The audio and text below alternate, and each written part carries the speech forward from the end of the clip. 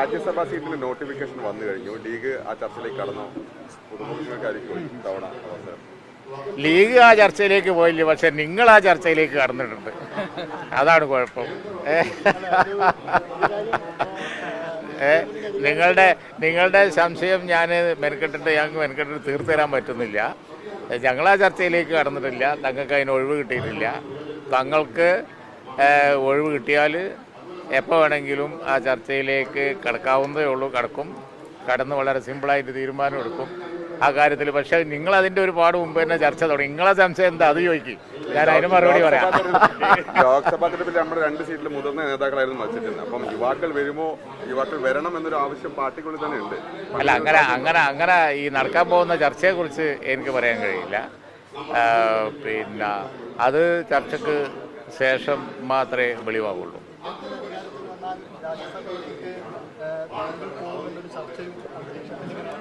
ഞാൻ പോകുന്നു. അതിന് മറുപടി പറയാം.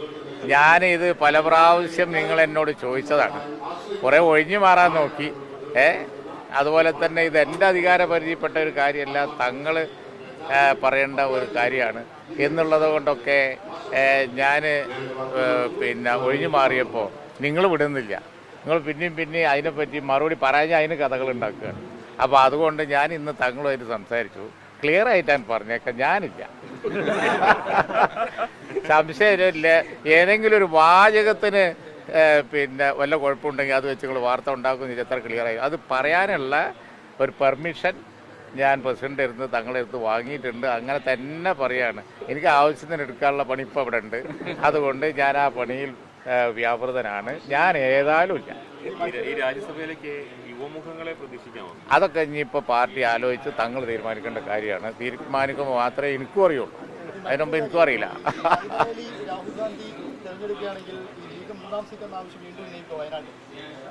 അത് സാധ്യതയില്ല. അങ്ങനെ ഇല്ല. കാരണം എന്താ വെച്ചാൽ ഞങ്ങളൊരു തീരുമാനം ആയതാണല്ലോ. അങ്ങനെ ഒരു സാഹചര്യം ഇപ്പം ഇല്ല.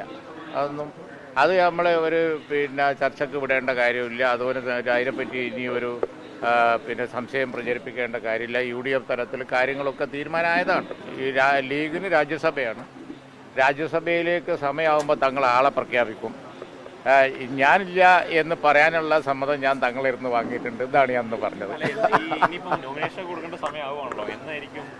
ബാക്കി കാര്യങ്ങൾ ഇപ്പം നല്ലതെന്താ അറിയോ? ബഹുമാനപ്പെട്ട തങ്ങൾ തന്നെ കാസി ഫൗണ്ടേഷൻ്റെ പരിപാടിയാണല്ലോ. തങ്ങൾ തന്നെ ഇവിടെ ഉണ്ട്. ബാക്കി നിങ്ങൾ തങ്ങളോട് ചോദിച്ചാൽ മതി. ഞാൻ തങ്ങളോട് പറഞ്ഞു. ഇപ്പോൾ പത്രക്കാരെന്നെ കാത്തിക്കണ്. മിക്കവാറും ഞാൻ രാജ്യസഭയിൽ പോകുന്നുണ്ടോ എന്ന് ചോദിക്കാനായിരിക്കും. ഇല്ല എന്ന് ഞാനൊന്ന് പറഞ്ഞോളാൻ പറഞ്ഞു. ബാക്കി നിങ്ങൾ തങ്ങളോട് ചോദിച്ചാൽ മതി.